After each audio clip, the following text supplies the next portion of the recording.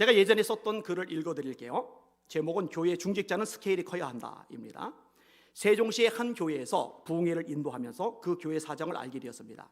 제2 목사님께서 개척을 하셨고 성실하고 충성되게 목회를 하며 교회가 성장하였습니다.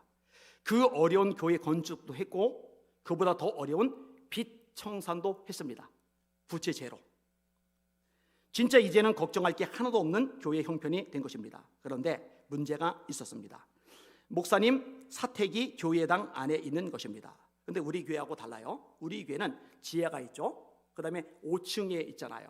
그 다음에 따로 독립이 돼 있잖아요. 근데 그 교회는 지하가 없어요. 5층이 아니에요. 한 3층인가 그래요. 그러니까 공간이 모자라요. 성도들 숫자에 비해 건물 공간이 모자라다 보니 주일에는 목사님 사택까지 성도들이 활용해야 하는 지경이었습니다. 제가 부흥회 인도할 때도 보니까 사택까지 교인들이 막 침범해요. 애들이 올라가서 놀아요. 그럼 주일 예배 끝나고 나면 사택이 난장판이 되어버리는 거예요. 그때 마침 좋은 기회가 생겼습니다. 교회 바로 근처에 40평대 아파트가 2억 2천인가 3천인가 그랬어요. 싼 값에 나온 것입니다. 세종시에서 40평대 아파트가 2억대. 목사님은 대출을 받아서 그 아파트를 매입해서 사택으로 사용하자고 하셨는데 장로님들이 반대를 했습니다. 이제 겨우 빚을 다 갚았는데 또 빚을 질 수 없다는 것이 그 이유였습니다. 이 이야기를 들었을 때 제 속이 다 터지는 줄 알았습니다. 목사님 입장을 하나도 생각하지 않는 장로님들이구나. 스케일이 정말 좁쌀 같은 장로님들이구나 하는 생각이 들었고요. 제가 쓴 글 그대로 읽은 거예요. 그 좁쌀이죠, 좁쌀. 제2 목사님은 목소리를 높이는 성격이 아니고 자신을 위해 뭔가를 주장하는 성품이 아니시기에 장로님들이 하자는 대로 맞추셨지만 결과적으로 정말 좋은 기회를 놓친 셈이 되었습니다. 지금은 40평대 아파트를 10억 주고도 사기 힘들 테니까요. 그 후로 다른 사택이라도 마련하셨는지 궁금하지만 자존심 상하실 것 같아 묻지 못했습니다. 울산의 한 교회 부흥회를 인도한 적이 있습니다. 그 교회는 어마어마하게 커서 깜짝 놀랄 정도였습니다. 얼마나 크냐? 예배당 좌석수가 4,000석이에요. 4,000석 되는 교회, 서울에 있는 대형 교회들도 생각보다 안 많아요. 어마어마하게 큰 거예요. 예배당의 성도들이 다 차지는 않았지만 그래도 꽤 많은 성도들이 모여서 예배를 드리고 있었습니다. 부흥회는 은혜롭게 진행되었고 나중에 그 예배당의 성도들이 다 차게 되면 다시 부흥회를 해달라고 해서 그러겠다고 했습니다. 얼마 전에 울산의 교계 언론사 대표가 제 병문안을 서울까지 왔습니다. 그때 그 대표가 바로 전에 언급한 울산의 그 4,000석 교회 소식을 자세하게 전해 주었습니다. 그 교회는 전임 목사님이 엄청나게 큰 규모로 교회당 건축을 한 덕분에 빚이 180억이나 되었고 그 교회가 성장한 게 아니라 부담감을 느낀 성도들이 빠지면서 교인 수가 급감했고 저를 부흥회 강사로 부른 Y 목사님이 청빙받았을 때는 200명의 교인들밖에 남지 않았었다고 합니다. 교인이 200명인데 좌석은 4,000석, 빚은 180억. 여기에 젊은 목사님이 담임 목사님으로 부임해 가신 거예요. 웬만한 목사님들 같으면 안 간다고 그럴 거예요.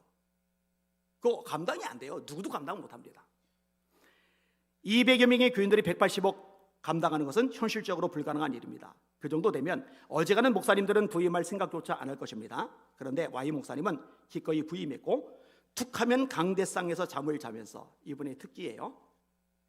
본인에게 아버지 같은 수영롭게 정필도 목사님한테 배운 거예요. 일 생기면은 강대상에 이부자리 펴놓고서 거기서 잠을 자면서 기도를 하는 거예요.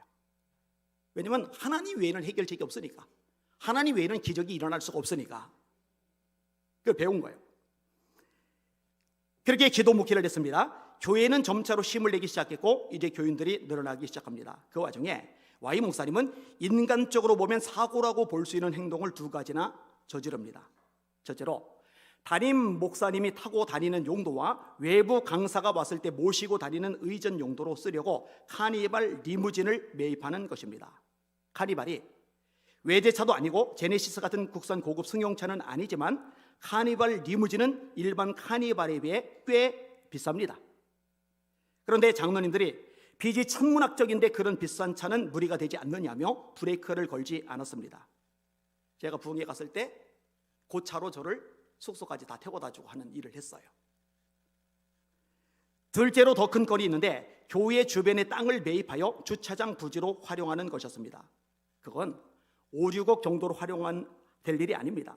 몇십억이 들어가는 엄청난 일입니다. 이 정도 되면 장로님들이 결사적으로 반대해도 납득이 갈 상황입니다. 이미 빚이 180억이나 되는 등 천문학적으로 많으니까요. 그런데 장로님들도 스케일이 엄청납니다. 목사님이 기도 중에 결정할 일이니 해야지 하며 그 땅을 사버렸습니다. 언론사 대표가 전해준 말에 의하면 Y 목사님이 부임한 지 10년 정도 되었고 교인들은 현재 700명 정도 출석한다고 합니다. 200에서 500명 정도가 또 늘어난 거예요. 엄청난 비용을 들여 땅까지 샀는데 빚 180억에서 180억에서 수십억 들여 땅을 샀으면 이제 200억이 넘어야 되잖아요. 근데 제가 아플 때, 지금 다리 다쳤을 때 이제 병문안 와서 알려준 얘기니까, 그럼 지금 빚채가 얼마냐? 150억으로 줄었어요. 그러니까 50억 이상을 갚아버린 거죠. 지금 그 교회가 움직이는 것을 보면 152억이라는 큰 빚도 그다지 문제가 되지 않겠다는 생각이 듭니다. 몇 년 후의 모습이 궁금해집니다. 스케일이 큰 장로님들이 멋지다는 생각이 듭니다.